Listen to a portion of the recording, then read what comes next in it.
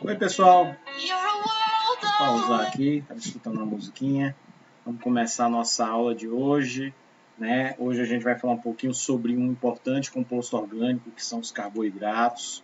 Vamos falar um pouquinho sobre a sua constituição. Deixa eu sair aqui da frente do meu amigo Einstein, né? Então, eu sou o professor Kleber e nós vamos ter início à nossa aula de hoje. Eu gravo as aulas de madrugada para não escutar as carretas, mas não tem jeito. Meu Deus do céu. Então vamos lá. Carboidratos. Um pouquinho, né? Quando a gente fala sobre carboidratos, o que vem à cabeça? A gente escuta muito falar, carboidrato é aquilo que, né, os nutricionistas falam que não pode comer tanto, porque pode engordar. É isso, professor? Tem a ver? Será que é? A gente, o que é carboidrato? Macarrão, professor, aquele bolo, pães, né? Tudo isso é carboidrato, professor? Também é carboidrato. Mas nós não temos só isso de carboidrato, né? Nós temos vários outros exemplos que são importantes para a gente poder ressaltar. Antes de tudo, a gente tem que entender o que são os carboidratos, por que eles são compostos orgânicos. Primeiro, nós temos lá o carbono na sua constituição. É importante a gente ressaltar que os compostos orgânicos têm carbono na constituição. Então, entre outros nomes, a gente pode chamar os carboidratos de hidratos de carbono, né? Olha o nome, carboidratos e hidrato de carbono. Inverteu o nome. Ainda tem coerência. Mas também eram chamados de glicídios, glucídios ou glícides. Né? Se vocês já ouviram falar sobre glicídios e lipídios, lipídios é outra coisa, a gente vai estudar depois. Glicídios são os carboidratos. Ou, na forma mais comum, todos os açúcares. Professor, tudo quanto é açúcar. Mas não tem, né, só aquele açúcar que a gente põe. Não, gente. Na verdade, carboidrato indiretamente são todos os açúcares. Nem todos os açúcares são doces. Né? Tem um sabor adocicado. Então, é importante a gente ver um pouquinho mais sobre eles. Bem, no geral, os carboidratos eles servem, né, para nos dar energia, mas eles também podem ter função estrutural nos seres vivos. Né? Nós encontramos eles tanto nas plantas quanto nos animais e tem diversas funções, beleza? Está aqui substâncias orgânicas, hidratos de carbono, né? Sua fórmula empírica é CH2ON. O que isso significa, professor? Que para cada um carbono, 2 hidrogênios e um oxigênio, eu tenho uma determinada quantidade de carbonos. Por exemplo, quantidade de átomos. Por exemplo, se a quantidade aqui for 2, significa que eu tenho C2H4O2. Sempre a quantidade de hidrogênio é o dobro do número de carbonos e oxigênios numa fórmula. Não importa qual é o carboidrato. Por exemplo, se tiver 10 aqui, né, vai ser C10H20O10. Sempre a quantidade de hidrogênios é o dobro da quantidade de carbonos e oxigênio. Isso é chamado de fórmula empírica, uma fórmula, né, comum para todos os carboidratos. Então, eles obedecem a uma regra específica. A maior reserva de energia de todo o reino animal, ou de todo o reino vegetal, o amido, é um carboidrato. E no reino animal, né, a gente chama de glicose. Mas a gente também pode encontrar como reserva no reino animal, né, o glicogênio. A glicose a gente encontra principalmente nas nossas correntes sanguíneas, porque elas é que vão até as nossas células fornecer energia. Enquanto na forma de reserva mesmo, a gente encontra principalmente no nosso fígado o glicogênio, mas também podemos encontrar no nosso fígado. Então, glicogênio, glicose e amido são as principais reservas nos seres vivos. Na sua composição, excelente. Né? Na sua composição, os carboidratos têm principalmente carbono, hidrogênio e oxigênio, entendeu? Fazem parte da constituição, né, desses compostos. Já falei sobre a fórmula geral. Normalmente, o número de carbonos tem que ser igual ou superior a 3. Então, sempre naquele jeito que eu falei, a quantidade de carbono e oxigênio, né, a quantidade de hidrogênio é sempre o dobro da quantidade de carbono e oxigênio. Por exemplo, se for C3, vai ser H6O3. Se for C5, vai ser H10O5. Se for C8, H16O8. Sempre assim as fórmulas. Aqui eu tenho um modelo de 3 fórmulas. A gente pode representar as fórmulas assim, como cadeias abertas, né? Ou podemos representar na forma de pequenos ciclos. Então, aqui a gente tem o modelo da fórmula da glicose, da frutose e da galactose, que são 3 tipos de carboidratos. Né? No geral, a gente vai encontrar, fazendo parte da estrutura da membrana celular, importantíssimo, né? Nós vamos ter como outra função importante o fornecimento de energia, afinal a glicose é a principal moeda energética dos seres vivos. Pode atuar como anticoagulante, em alguns casos, não é o caso da heparina, lubrificante, é antigênica, né? Tem ação, tipo de defesa, e está também fazendo parte dos ácidos nucleicos. Faz parte do DNA e RNA, eu sou como? Nós temos, né, dois que fazem parte, inclusive, é o que diferencia DNA de RNA são açúcares. A gente vai ver daqui a pouco. Bem, numa forma bem mais simples de classificar, a gente classifica mediante a quantidade de carbonos. Por exemplo, de grupos. Quando a gente tem um único grupo, um único sacarídeo, a gente chama de monossacarídeo.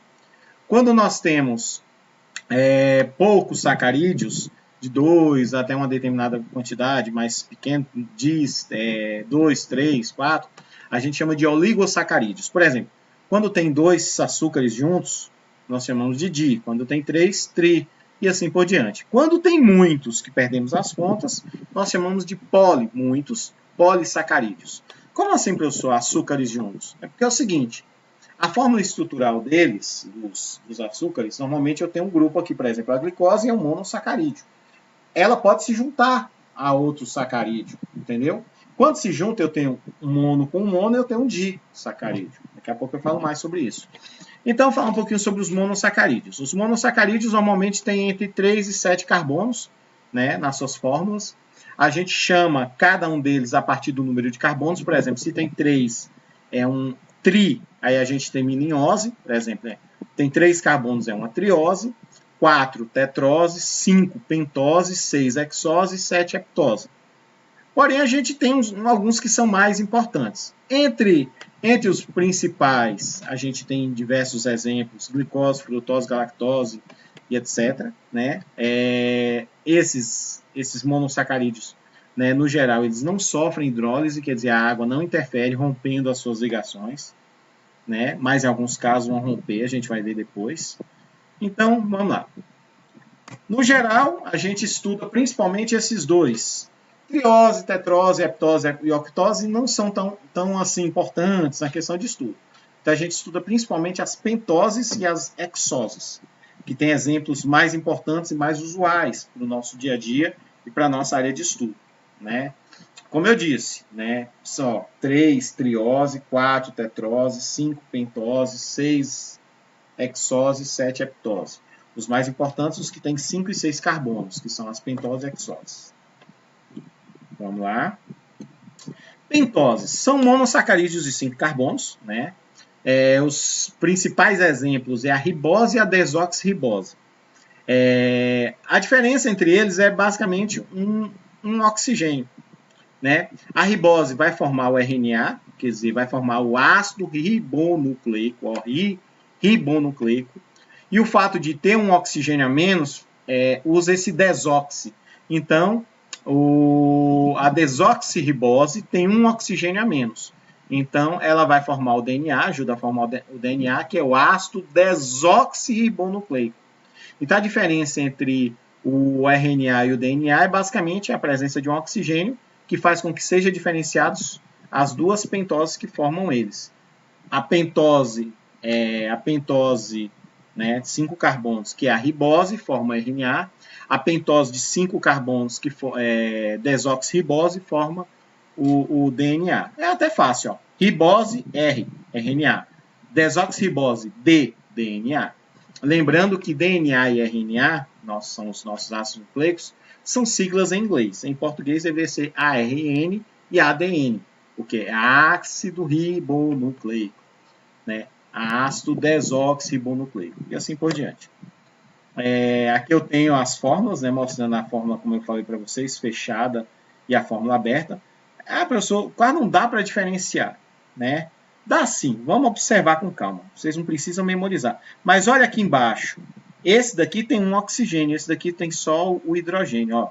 Esse aqui tem OH, esse aqui tem OH. Quem perdeu o oxigênio? Esse não tem o oxigênio. Então, esse é o desoxirribonucleico, enquanto esse é o ribonucleico. Nos dois aqui embaixo dá para perceber. nitidamente onde é que está perdido. Ó. Aqui o carbono está ligado ao HH e aqui o H juntou a ele. Ó. Então a gente perdeu um oxigênio aqui. Logo, esse é o desoxirribonucleico. Enquanto esse daqui é o ribonucleico. Né? Beleza?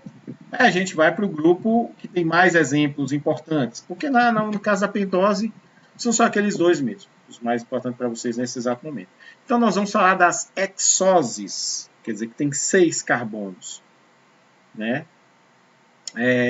Dentre as hexoses, né, lá está a fórmula CnH2, H2N, ON, né, a gente tem glicose, frutose e galactose, que são as principais fontes de energia para os seres vivos. Como assim? As três elas conseguem serem rompidas e fornecer energia para a gente. Então são importantes tê-las, as três, glicose, né, frutose e galactose, na nossa alimentação. Beleza? Aqui nós temos a fórmula das três. Pequenas, tem sim alguma diferença, né? A fórmula molecular da glicose é C6H12O6, da frutose é C6H12O6, da lactose é C6H12O6. O que tem em comum? Todos possuem a mesma fórmula. Agora, na hora da gente observar a fórmula estrutural, a gente vê que eles se ligam de formas diferentes. Ok? Então, glicose, frutose, galactose tem a mesma fórmula molecular, mas tem fórmulas estruturais diferentes. Né? Vamos lá. Simplificando, a glicose, né, é a forma mais comum, né, é o açúcar mais comum que vai circular no nosso corpo. Quando a gente se alimenta, é a forma que ao degradar, né, os açúcares da qual a gente se alimenta, é a forma mais comum que vai circular, principalmente porque cai na nossa corrente sanguínea e vai auxiliar no nosso processo metabólico, fornecendo energia. Mas fornece energia onde, gente? No processo de respiração celular. O processo de respiração celular que fornece energia para a célula, ele começa com a degradação, né, da glicose, processo chamado de glicólise, onde é queimado, entre aspas, né, essa glicose. Então é a forma de açúcar que circula no sangue e se oxida para fornecer energia. No metabolismo humano, todos os tipos de açúcar se transformam de um jeito ou de outro em glicose. É encontrado no milho, na uva, em outras frutas e vegetais. Quer dizer, fontes, principalmente nas fontes vegetais. Frutose é o açúcar das frutas, né? E galactose faz parte da lactose, que é o açúcar do leite. Por que a galactose faz parte da lactose? Porque a lactose é um disacarídeo, já é a união de 2 monossacarídeos. Então vamos lá. A gente vai falar um pouquinho sobre os oligosacarídeos. Se você tem de 2 a 10 monossacarídeos juntos, unidos a partir da chamada ligação glicosídica, a gente diz que são oligosacarídeos. Então, se eu ligo um monossacarídeo com outro monossacarídeo através de uma ligação glicosídica, eu tenho um disacarídeo. Se for 3, é um tri, se for 4, é um tetra, e assim por diante. Mas os mais importantes são os disacarídeos. Tem, acho que um outro tri que depois a gente pode ver aqui. Acho que tem um exemplo dele aqui, me lembro de ter colocado. Entre os disacarídeos, né, o que acontece com eles? O disacarídeo, ele é uma estrutura que tem 2 monossacarídeos, eles estão unidos por uma ligação glicosídica, entretanto a água consegue rompê-los. Quando a água rompe, a gente diz que ocorreu uma hidrólise, igual aqui, ó. Sacarose é um disacarídeo, então a presença de água na sacarose faz com que sejam rompidos e liberados uma glicose e uma frutose. Ah, peraí, professor, eu posso falar assim também? Então, glicose mais frutose formam uma sacarose? Formam uma sacarose. Maltose, em contato com a água, libera glicose mais glicose. Ou seja, se eu juntar uma glicose mais uma glicose, eu tenho uma maltose. E a lactose, na presença da água, rompe formando glicose e galactose. Ou seja, se eu juntar uma glicose mais uma galactose, eu formo uma lactose. Entenderam? Então, os disacarídeos aqui, os 3 exemplos, são união de 2 monossacarídeos. Aqui um exemplo quimicamente mostrando, né, como é que ocorre, né, a ligação glicosídica para formar a maltose. A maltose é formada com glicose mais glicose. Eu tenho aqui, ó, do lado esquerdo uma glicose e do lado direito uma glicose. Eu vou juntar as duas. Ao juntar as duas, vocês podem observar que eu tenho OH em vermelho e H em vermelho. Esses 3 átomos, OHH, ou seja, H2O, né, 2 hidrogênios e um oxigênio, eles vão sair. Isso a gente chama de hidrólise, porque a água sai do composto, né, ou desculpe, é o contrário. A água sai do composto aqui para unir os dois. Então, do mesmo jeito que a água sai para unir os dois, se você colocar a água novamente entre os dois, eles se separam. aí a gente chama de hidrólise. Então, quando juntam, a gente diz que ocorreu uma ligação glicosídica. Quando se separam, a gente diz que ocorreu hidrólise, que é a separação por água. Então, a maltose é a união entre duas glicoses em que ocorreu a perda de uma molécula de água. Falando de uma forma mais simples. Bem, trissacarídeos, quando a gente tem, né, a união de 3 monossacarídeos. A hidrólise consegue separá-los. Por exemplo, um trissacarídeo relativamente conhecido é a rafinose, que na presença precisa de 2 moléculas de água, porque elas são, eu tenho 3 mãos para mostrar. Entre cada monossacarídeo tem uma ligação glicosídica. E aí é necessário uma água. Chegou a água que rompeu. Aqui do outro lado aqui eu teria uma também. Chegou uma outra água que rompeu. Então, são necessários 2 moléculas de água para romper um trissacarídeo. E rompendo um trissacarídeo, como é o caso da rafinose, o que eu obtenho? Eu obtenho uma glicose, uma frutose e uma galactose. 3 monossacarídeos que se juntaram e formaram a rafinose. Beleza? Vamos lá. E aí entra um outro grupo extremamente importante, que são os polissacarídeos, que tem muitos monossacarídeos juntos. A gente tem como exemplo a celulose, que é importantíssima, porque basicamente ela que está presente para a formação da estrutura, né, da parede vegetal, das células vegetais. Então, todos, né, todo vegetal tem, né, esse polissacarídeo importante, que é a celulose. A principal reserva nas plantas é o amido, que a gente consegue também. Atenção, amido. No milho tem amido? Tem. Arroz? Tem. Batata? Tem. Então, o amido é um polissacarídeo muito rico em glicose. Quer dizer que imagine que são, eu não me lembro o número exato, mas centenas, milhares de glicoses juntas formam o amido. E o glicogênio nós já temos no nosso corpo. É uma reserva, né, é um polissacarídeo na forma de reserva que nós temos nos nossos músculos e no nosso fígado. Né? Então vamos lá. Os polissacarídeos ou açúcares múltiplos são carboidratos formados pela união de mais de 10 moléculas monossacarídeas, constituindo assim um polímero de monossacarídeos. Quando a gente fala polímero é porque tem muitas moléculas juntas. Geralmente de hexoses. Os polissacarídeos não alteram o equilíbrio osmótico das células e servem de função de armazenamento ou reserva nutritiva. Né? De acordo com a função dos polissacarídeos, eles podem, né, ser classificados como energéticos ou estruturais. No geral, eles são mais de reserva, né, de energia. Mas tem um importante aqui que é estrutural. Então, a gente tem o amido e o glicogênio como os 2 exemplos muito bons de reserva, né? Amido, principal reserva vegetal, e glicogênio animal.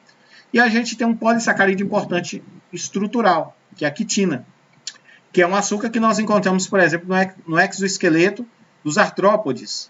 Peraí, professor, como assim artrópodes? Na casca dos insetos, dos crustáceos, né, dos aracnídeos, ao exoesqueleto, né, de partes desses artrópodes, nós temos a quitina, né, que é um açúcar estrutural. Né? Então vamos lá, falando aqui de forma bem simplificada. Glicogênio, açúcar de reserva energética de animais e fungos. Podemos encontrar também nos fungos. Amido, açúcar de reserva energética de vegetais e algas. Podemos encontrar também nas algas. Celulose. Celulose já tem função estrutural. Compõe a parede celular de células vegetais e das algas. E quitina, função estrutural. Compõe a parede celular de fungos e exoesqueleto dos artrópodes. Esqueci de falar do fungo também. Então, são 4 polissacarídeos extremamente importantes, com funções tanto de reserva quanto estrutural. E aí a gente tem alguns casos de união. Vou citar aqui mais, né? Como assim união? Os açúcares unidos às proteínas, glicoproteínas. Os açúcares unidos a gorduras, glicolipídios. Então, por exemplo, nas nossas células a gente tem na nossa membrana celular a gente tem um componente, né, formado por associação dessas substâncias. Por exemplo, o componente lipídico, né, presente na nossa membrana, ele também tem associação de fósforo, então a gente pode chamar de fosfolipídios. Esses daqui estão também unidos às nossas glicoproteínas. Por exemplo, componente proteico, proteínas inseridas na bicamada. Então, na nossa camada, na nossa membrana celular, a gente tem uma associação de vários desses compostos orgânicos, e alguns até inorgânicos. A gente tem associação de glicose com proteínas, de glicose com lipídios, e associação também de outras formas, aqui no caso lipídios com fósforo. Então, a gente tem, por exemplo, na nossa bicamada, na membrana plasmática, a gente tem, por exemplo, proteínas especiais, que a gente vai falar lá na frente, que elas podem estar apenas na superfície ou ultrapassar toda a superfície.